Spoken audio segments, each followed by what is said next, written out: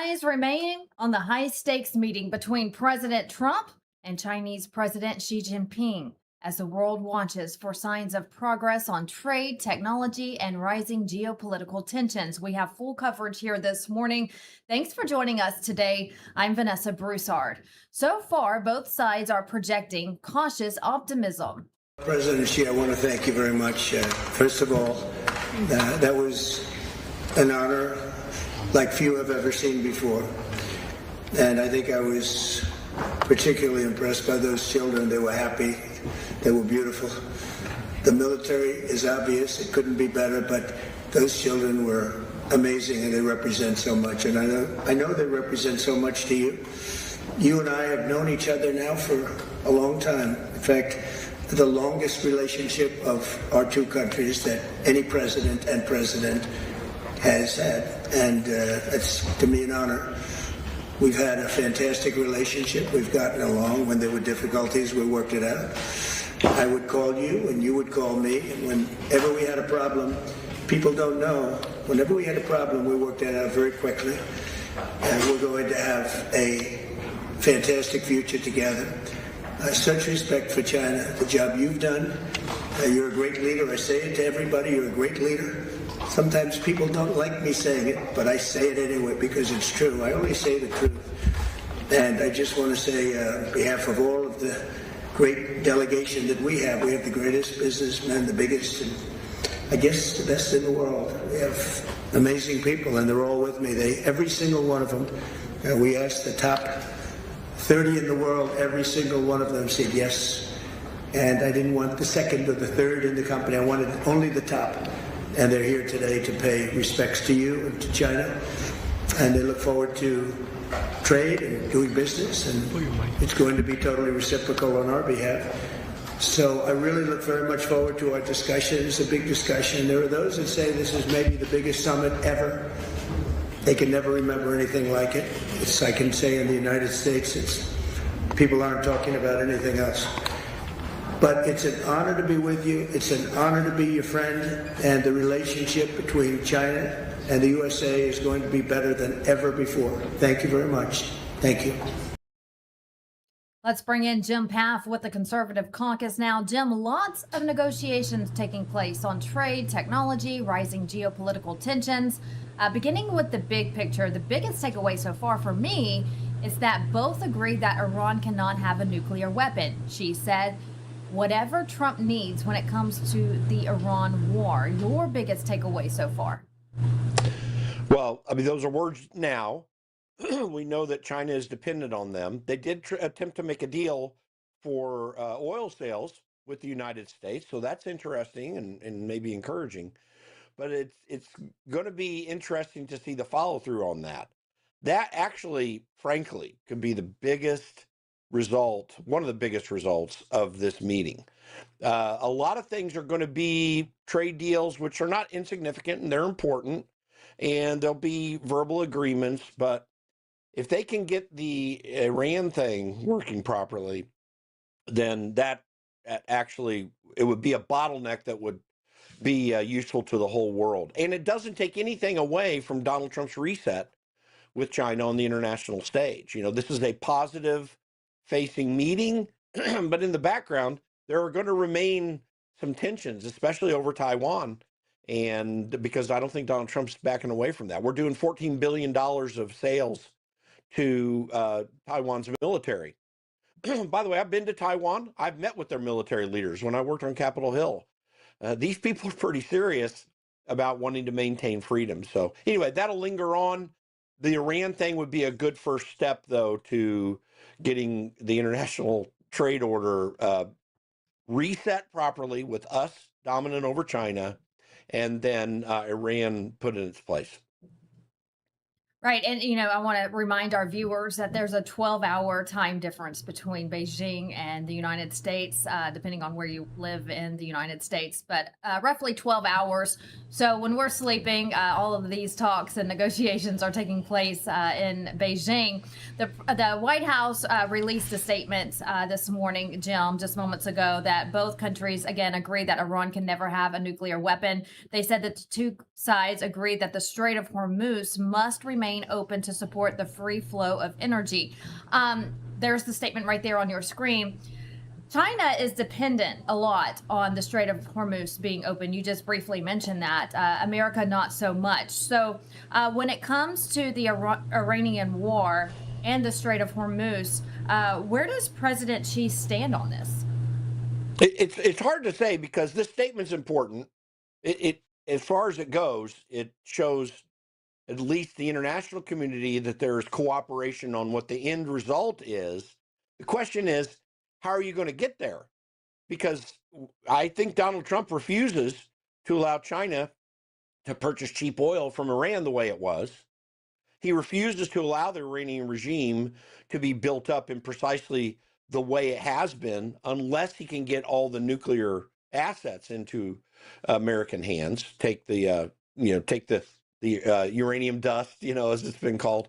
That unless those things are happening, Donald Trump's not backing off of it. So the question is implementation, but it is actually useful, and there may be more in the behind the scenes negotiations. Possibly, China's going to give Iran the warning to stop, and that would be helpful as we try to wade through that process. So in other words, it's in the details, but it is very useful and helpful to have a public statement like this that's jointly given.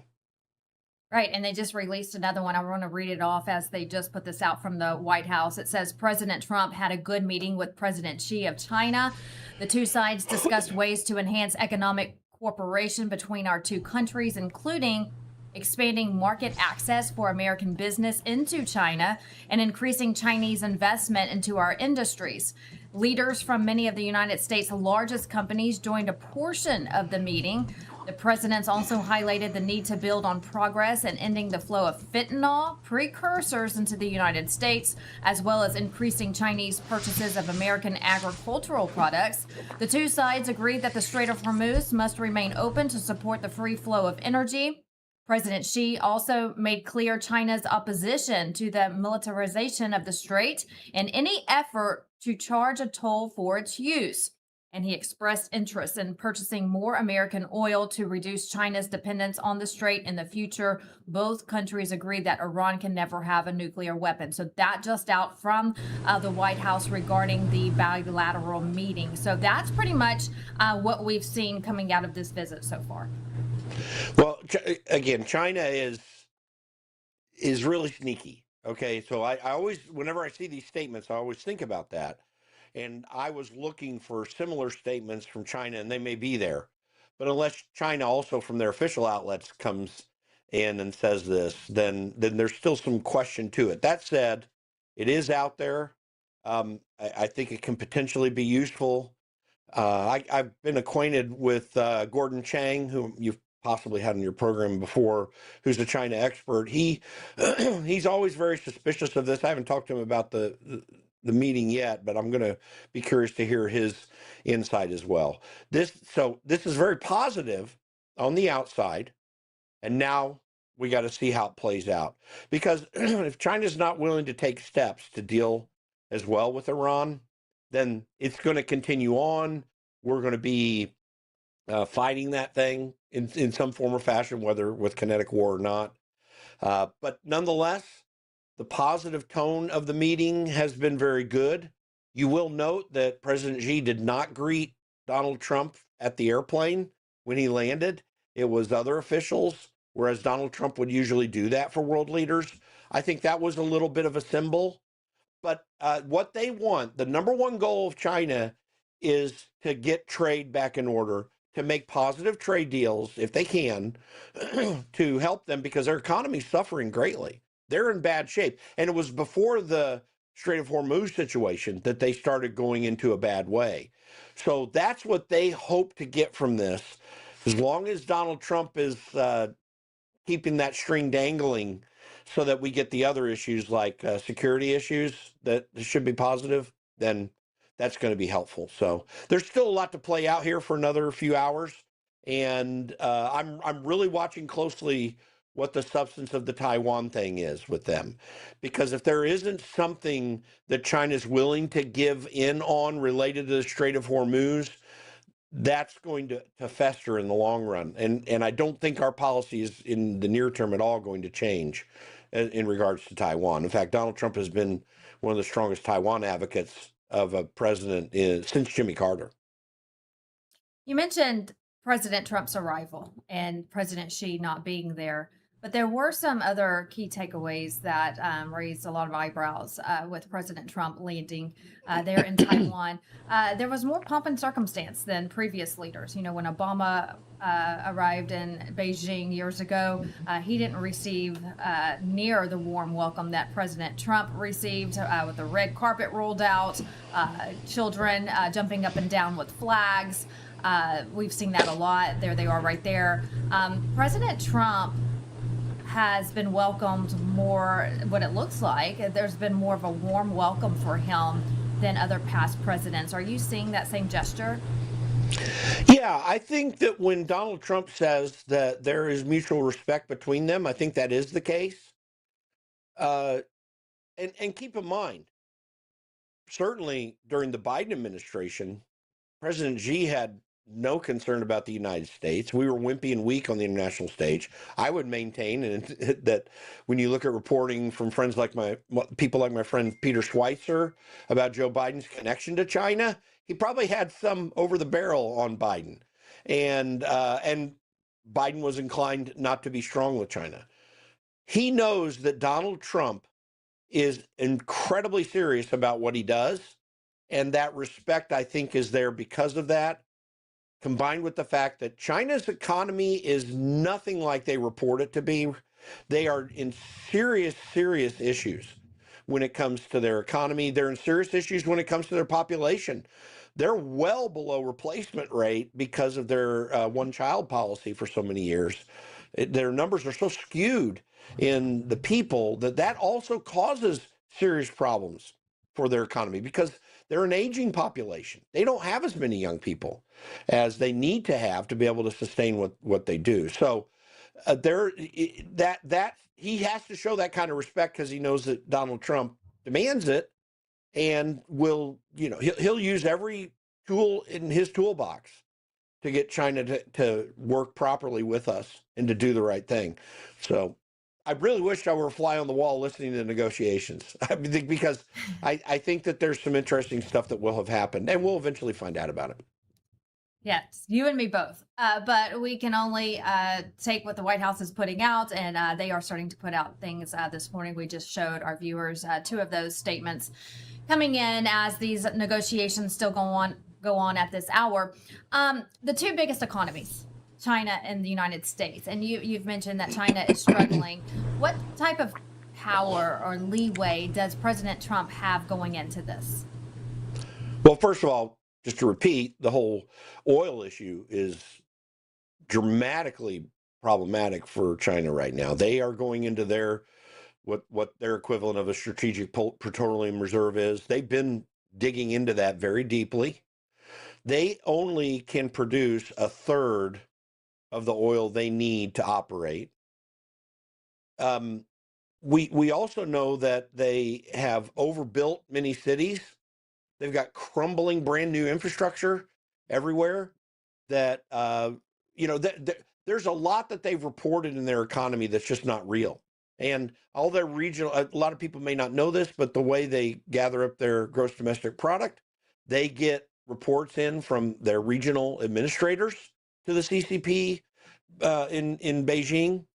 And there's incentive there to make the numbers look better.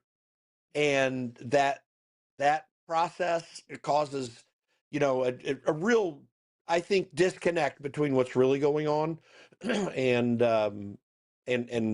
what they are representing going on. So that puts them in a serious problem on the international stage. They're in an unsustainable circumstance. They certainly are the world's second largest economy, even with however they're fudging the numbers. That seems clear. But they are in a tenuous circumstance. They do need help. I have said for many years, people thought China was going to be dominant and overtake us economically. I've never believed that. Certainly, I believe that they're a competitor. But it's been obvious for a long period of time that they don't have us over a barrel on anything because they are not a flexible economy. In fact, it's worse under Xi than it was prior to him or early in his administration because he's cracking down on entrepreneurs in the country. And they cannot go out and be as creative as they were. And they always have the CCP over their back because if you are a China registered company, you're going to have a CCP member on your board who's going to oversee what you're doing. So that takes a lot of flexibility away that we still maintain, even with our overregulation situation. We still maintain that kind of flexibility, and that's getting better under Donald Trump. And here's the last factor. Donald Trump is making deals with companies to invest in the United States at a pace that should scare China to death. Not in the short run as much, but certainly in the long run. They're going to lose manufacturing out of China. Much of that's been moving anyway to places like Vietnam and Thailand and even Mexico have had shifts in recent years of manufacturing out of China. But that manufacturing and many of those other investments are coming right here to the United States. And Donald Trump's administration has done a masterful job shifting that paradigm as well. She's under a barrel. He knows it. And that's a big reason why he's going to put up some pomp and circumstance, because he also knows that Donald Trump likes to be treated well. And I think Donald Trump relatively balances that and still is honest about what's going on. But sometimes, you can play with him a little bit. He likes to be thought of as a great man. And so he's attempting that as well. They're not dumb. They know how Donald Trump works. What do you think the message is? Because we haven't seen this yet. I was expecting, Jim, some sort of investment announcement because he's bringing in and has brought in some of our top investors, business leaders from America, as you see them standing there for a photo op. Elon Musk, Tim Cook, the list goes on. NVIDIA CEO. What is the message? What was Trump's reasoning for bringing in all of these big dogs from America's top businesses? I think he wanted to put on display the power of American industry, the overwhelming effect that what the United States can produce has on the world. China cannot produce a similar group of people. There was a time they could put a couple people up. But those people have been shut out of of running their companies. The founder of Alibaba was put into the background because he got out of hand, in Xi's opinion. They just don't have the same group of people. And I think Donald Trump is telling Xi Jinping, we have the mojo when it comes to the economy. I think it's incredibly impressive to think that with Jensen Huang of NVIDIA and Elon Musk and Tim Cook standing right there behind the front of that line that when Xi was shaking hands. I mean, that represents trillions of dollars of business. By the way, I think it represents nearly 10%, maybe more than 10% of the Chinese economy. Just those three men standing right there. Elon Musk is about to do an IPO that some people are estimating will be $2 trillion. It's amazing. But what the business that these people are generating, and not only just the actual dollar terms of value and revenue, all three of those companies represent most of the innovation that's taking place in the world right now. The only people that, I don't know if they were there, that would represent more innovation would be Sam Altman of OpenAI or Dario Amodei of Anthropic. And those companies are about to explode with massive IPOs as well, too. They're going to be very valuable companies, very significant companies. All of that's in the United States. Donald Trump wants to remind Xi, only we can do this. You can't. You need us, and we don't need you. And I think he's literally giving him that message, probably in more severe terms in the private discussion. So that is significantly why Donald Trump has done this. And he said last night our time, yesterday morning his time, he mentioned that we've got 30 top companies, and he said, I didn't want the number 2 guy. I wanted the number 1 guy. I mean, he does have 30 Absolutely. CEOs there that represent a massive amount of economy in the world, and that's the purpose. Yes, and he said too, Jim, that when an invitation was sent out to all 30 business number 1 guys, they all accepted, not one declined. So that goes to show the power of what we have here in America. You know, anytime Elon's around, let's have a little fun with this, because anytime Elon's around, the cameras follow him as well. He is a very loved man. The cameras love him. They captured him on the steps having fun with his phone, as you see there. Everyone's serious, ready for a photo, and he's just taking it all in with his cell phone in typical Elon Musk fashion.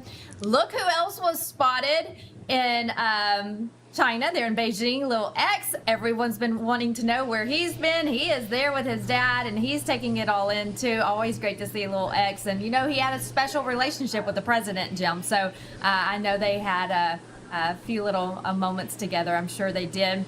Also, Elon is a big celebrity of sorts for China.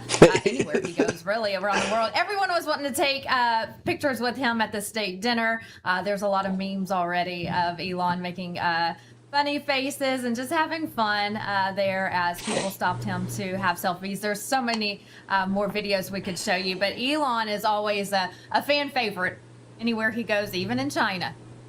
No doubt. I have to say, I really like Elon Musk. And I think that he is absolutely one of the most innovative men in American business history. He ranks there with all the greats, and maybe even the greatest in some ways. By the way, you could tell how tired he was right there. And the man works his butt off. I mean, he was really tired sitting at the table. It's like, okay, I got to get out of here. I'm sitting at this table. I need to sleep or something. He was definitely worn out, and the guy doesn't get worn out that often. What I want to see out of this, one thing I'd like to see out of this, is for Elon and Donald Trump to get the Doge team back together. Let's get the Doge gang going. Get back on that momentum going into November. I would hope that Republicans would want to get on that bandwagon with what is apparently going to be a 3rd reconciliation bill that the House is going to send over to the Senate with the Save America Act on it. That was an interesting development from yesterday. We'll see how that plays out. But you get that Doge momentum. That's what gave Donald Trump even bigger mojo than he has right now as he was going into his administration. And we need that badly. And I think between Donald Trump and Elon Musk, you can get a lot done. And the rest of the tech CEOs that have been pretty liberal or anti-Trump or quasi-anti-Trump, they're coming around because they're benefiting from what Donald Trump's doing. So significant. Elon's awesome. I have to say, I love hearing the guy talk, and I like seeing what he does, because he doesn't just talk, he does. And that's a real helpful thing on this trip. I really think it is. I do too, and I love that their friendship is blooming again.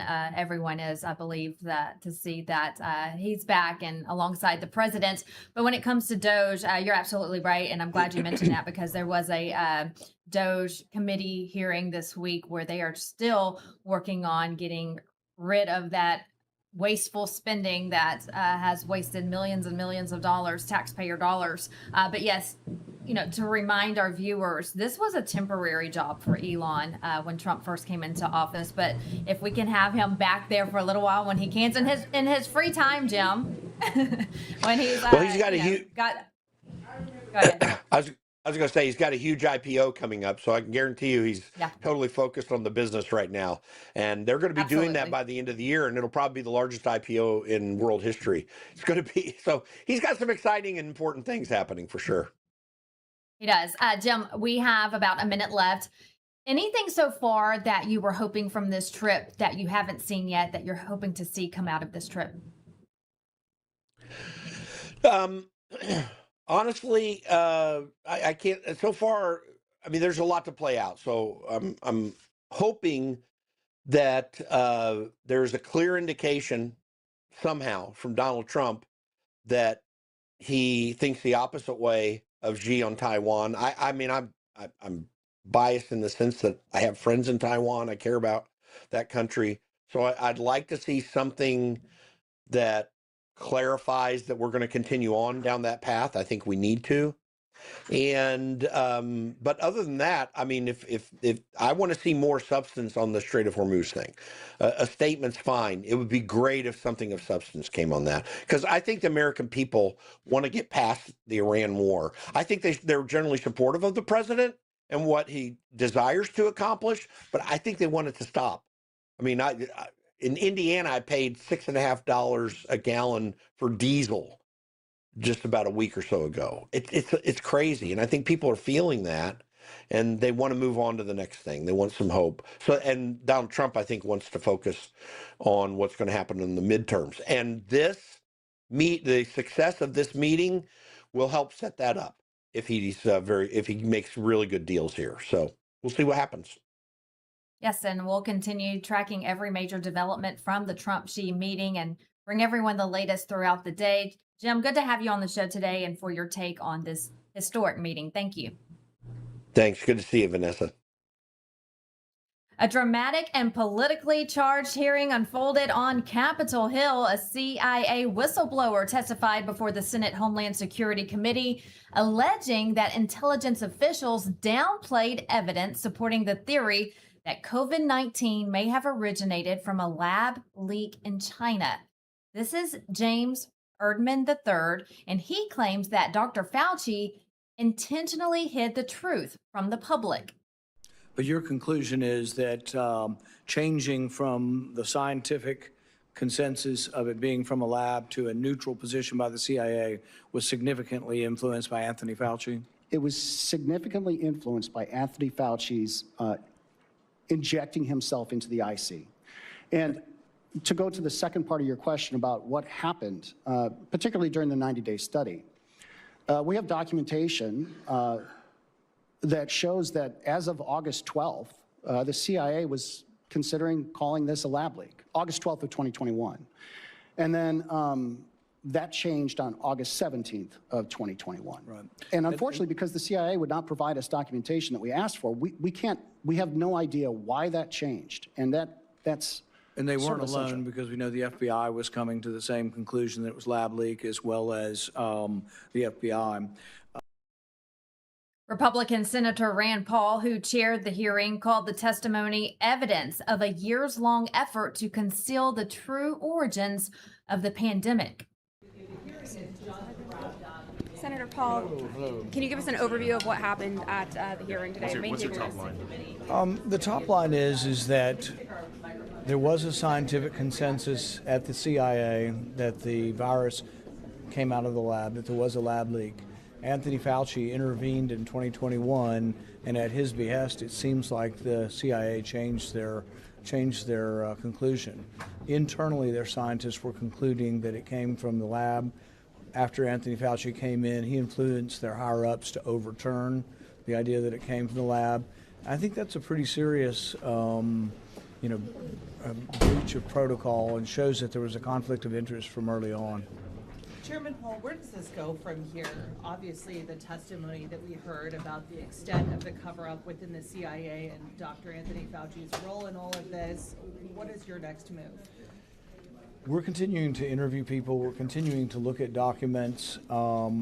There's more news to come. We're going to have something next week that also has to do with these conflicts of interest. Is there anything that can be done regarding Anthony Fauci, given the fact that the DOJ has now not, pursued that 5-year statute of limitations? The 5-year statute of limitations would also apply to a July testimony, so there are a few more months on him lying to Congress. There's also the question of, destroying records, destroying emails, encouraging others to destroy emails, which is against the law. There's also the question, conspiracy charges have been filed against David Morenz, who was a longtime lieutenant of Anthony Fauci. But there's always the overhanging question of the pardon. We've never had a pardon challenged before that I know of being successful, but we've also never had a pardon that was given for 10 years for unspecified crimes. So that really is, something that I think is and should be questioned. The other question is whether or not you can pardon somebody if the president really never was conscious of the person he was pardoning and it was done by an auto pen. So there are a lot of questions, and I've sent several criminal referrals, on Anthony Fauci, and I hope they will be pursued. At this time, I was going to introduce our whistleblower's attorney. Yes. Introduce yourself. Thank you, Senator. Hi, Carol Thompson, representing Mr. Erdman. So one thing that I will say is his testimony, I think, clarified a lot of suspicions and information that was already in the public sphere about COVID origin. One thing that he did touch upon today, though, was individuals from the intelligence community who were assigned to Director Gabbard's Directors Initiative Group to investigate various issues with the intelligence agencies. There has been obstruction by those intelligence agencies precluding those individuals from being able to conduct their investigation. So I hope that my client's testimony today encourages more whistleblowers to come forward. And thank you for Is your client worried about retaliation So right now? unfortunately, yes, and unfortunately that's the only comment that I have. So thank you, I do appreciate it. Thank you. Can you say anything more about that? And Senator Josh Hawley, he tells LINDELLTV that the Biden administration withheld thousands of pages tied to COVID origins and Wuhan lab investigations. Watch. Holly, we're at the COVID cover-up hearing right now. You just said we don't have a democracy anymore. Can you elaborate on why you think that is? This witness just testified under oath that the COVID origins report that the last administration issued was false. When it said that there's no evidence of a Wuhan lab-related activity in COVID, that was false.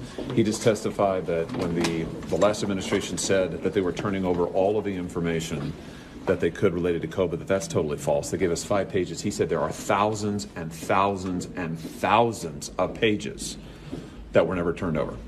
I mean, it's unbelievable. We have basically a systematic effort to violate the laws of Congress, to lie to the American people, to mislead the American people, and it's still going on. The deep state actors, it is still going on. If you've got people who will just not follow the laws of Congress and will lie openly to the American people, I don't know how you can hope to preserve our country. I just don't know how you can do it.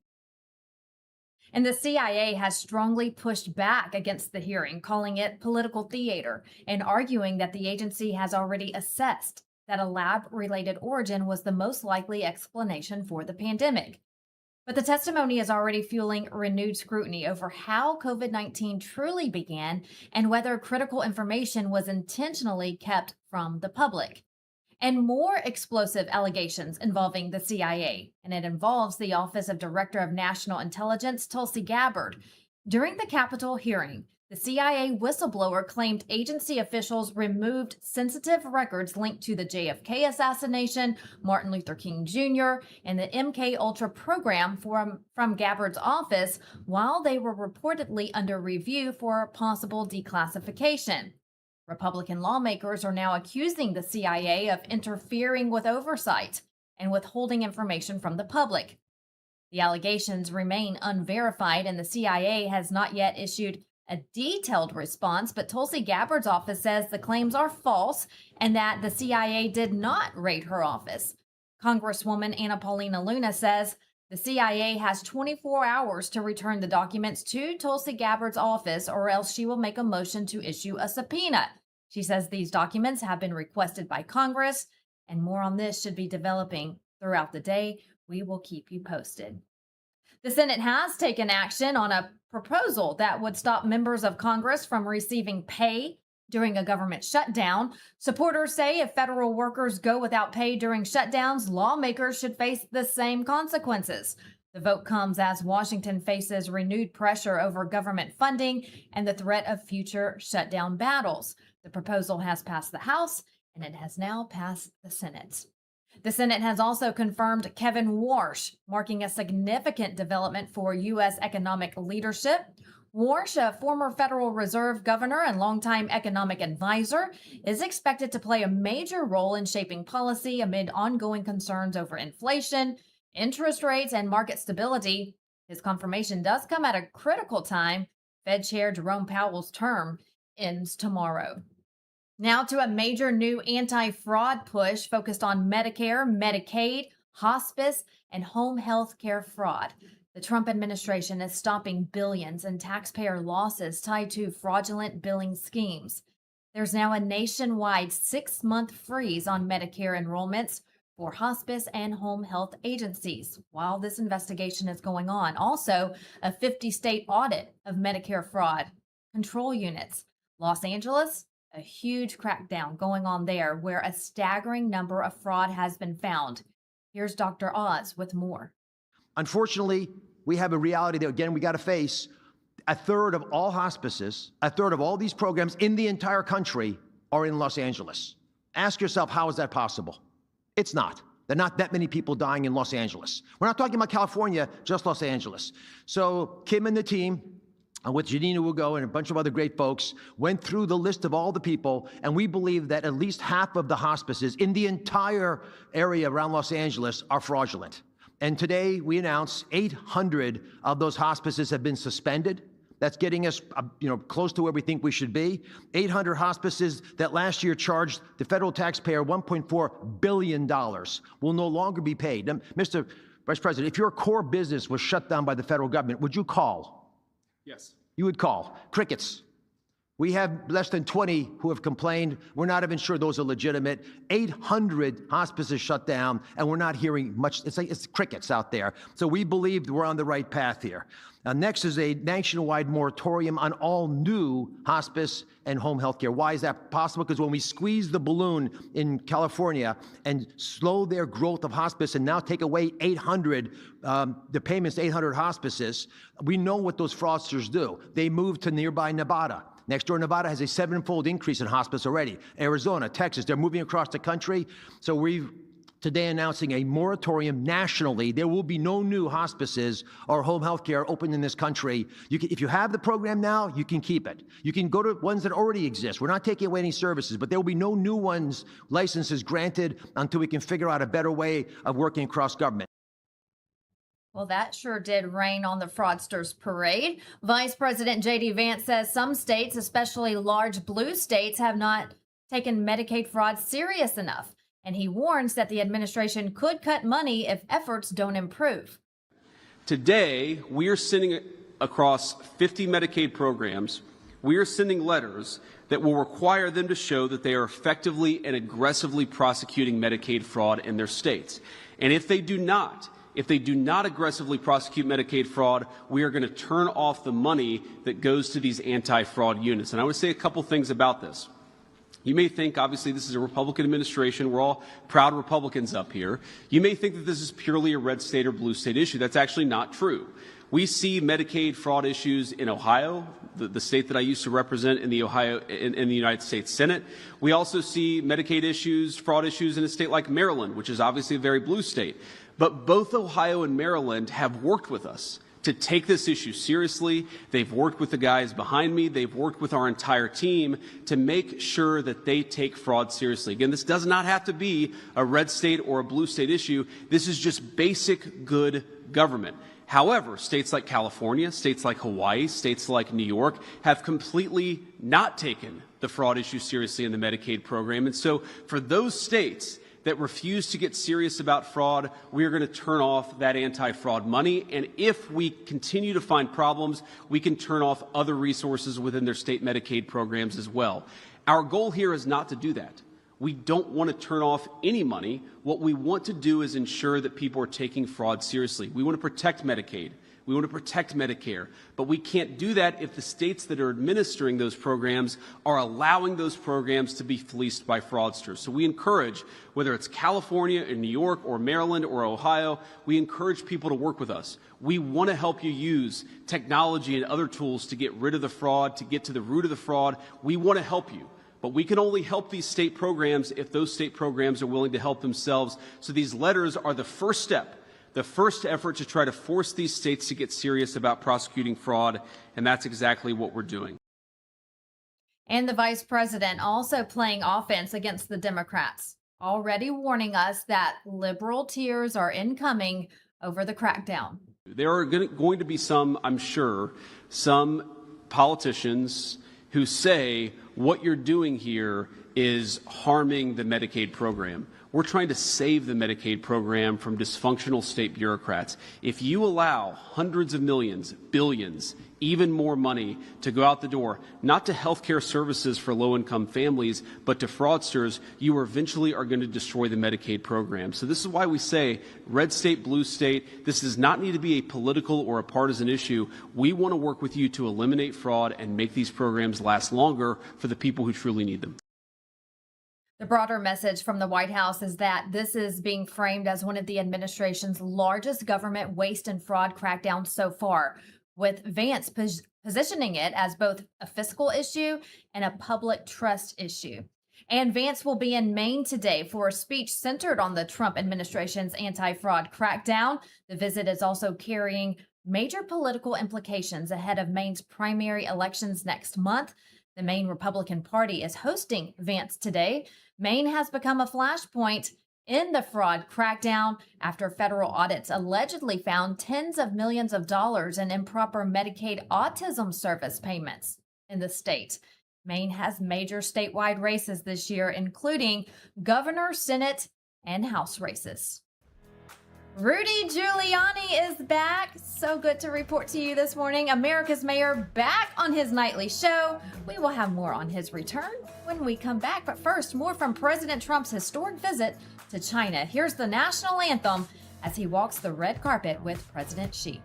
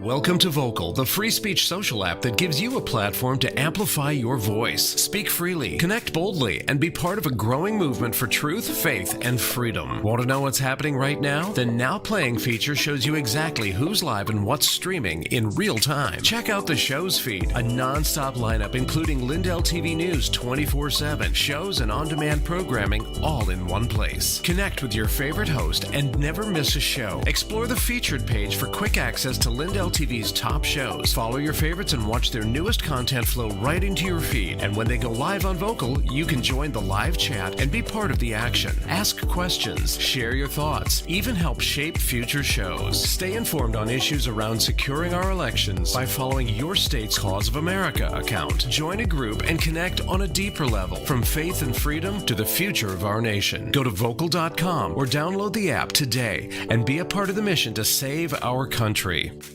It's finally here, our second annual mega sale. This sale only comes around once a year, so take advantage of the best offers ever while you can. For example, save 50% on our Giza Dream bed sheets, as low as $29.98. And for the first time ever on TV, MyPillow mattresses and MyPillow mattress toppers, as low as $99.98.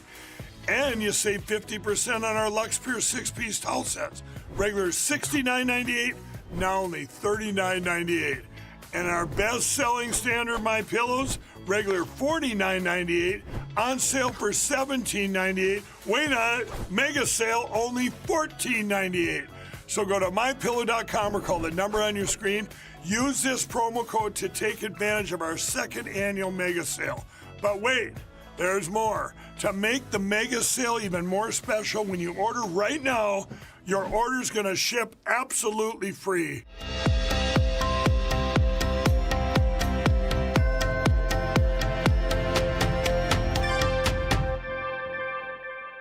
I feel so good today. We just touched ground on an international runway. Jet propelled back home from overseas to the USA. New York, Los Angeles, oh how I yearn for you.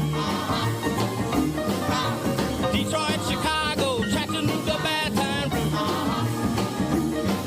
Let alone just to be at my home back at Old St.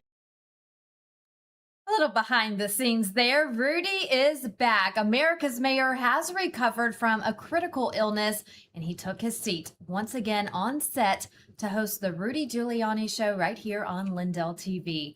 The mayor giving thanks to everyone who helped in his recovery. Yeah, a week and a few days. A week and a few days. I had pneumonia. I was in the hospital. I'm going to tell you all about it. Not right away. We'll spill it out a little at a time. Nothing, no secrets. I'm in the middle of making a very, very full and complete recovery. Today I did physical exercise and walked up and down stairs and walked all around and feel, I feel 100%, but I'm probably not.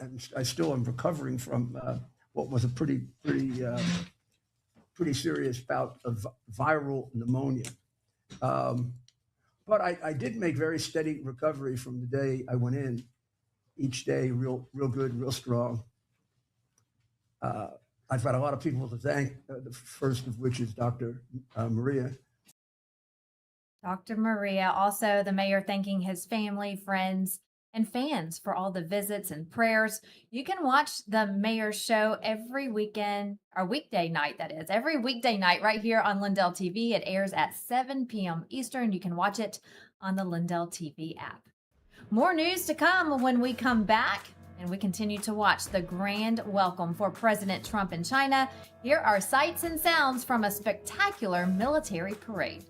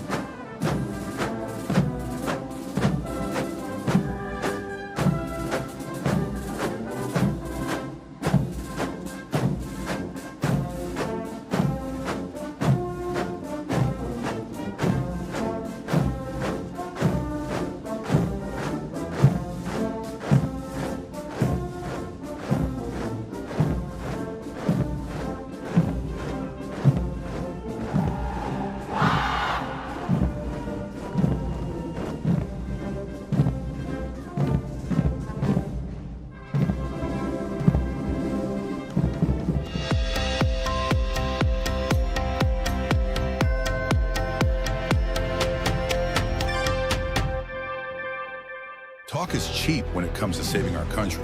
We're not just any cell phone service provider. We're Patriot Mobile. It's not enough to simply talk about values. We live them.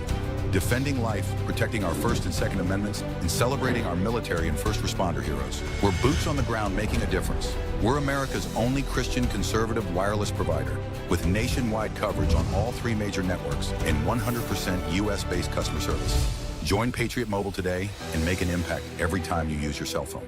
America's founders warned that without knowledge and virtue, no nation can remain free. Yet through the steady infiltration of Marxist ideology, we have been stripped of both, and we are no longer a moral and educated people. To save America, we must spark nothing less than a national renaissance. That's why you need Freedom Talk Magazine, the journal of truth and virtue. We cultivate enlightened thinking and principled living, offering unique insights into the issues and remarkable people defining our world. Sign up today for your free subscription to Freedom Talk Magazine and join the new American Renaissance.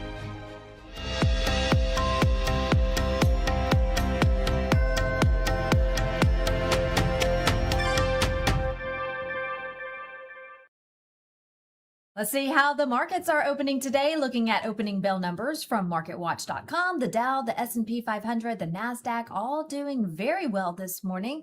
Major indexes recently pushed near or to record highs, supported by AI-driven momentum and solid corporate earnings. However, markets remain sensitive to inflation data, interest rate expectations, and geopolitical developments, but so far so good over on Wall Street this morning. In your news to go, a quick glimpse of other news headlines we're following today. President Trump is scoring a legal win in the BEIJING Carroll defamation case. A federal appeals court has paused Trump from having to immediately pay that massive $83.3 million judgment award to Carroll as he prepares to appeal to the U.S. Supreme Court. As you remember, Carroll accused Trump of sexual assault in the 1990s. Allegations that he has repeatedly denied. A Chattanooga police officer is being hailed a hero after footage captures the terrifying moments he rushed into a burning apartment to save a mother and her 2 kids trapped inside. Watch this. It's pretty amazing. Officer Eli Rogers responded to the fire in Hickson, Tennessee, when neighbors screamed that children were inside. Without hesitation, Rogers ran straight into the smoke and flames, eventually emerging, carrying a 4-year-old little girl to safety. Her mother and 10-year-old brother escaped moments later. There's the little girl right there. The dramatic video also shows Rogers grabbing a fire extinguisher and trying to hold back the flames until firefighters arrived on scene. No injuries were reported thanks to this brave, heroic police officer. More news headlines on LINDELLTV.com. You can go read the Lindell Report all day long for updated news there. You can also download the Lindell TV app. It is free in your app store. Now to our Bible verse of the day coming from the book of Peter. The Bible says this: after you have suffered for a little while, the God of all grace, who called you to his eternal glory in Christ, will himself perfect, confirm, strengthen, and establish you. And of course, if you are online today surfing the internet, you can always give me a follow on my social media pages. I am on X, Vocal Truth Social, Instagram, and YouTube. Subscribe, follow. Would love to get a message from all of our viewers. And that'll do it for us here this morning. Thank you so much for joining us today. We'll see you same time, same place tomorrow. And we leave you today with sights from Mississippi. Have a great day.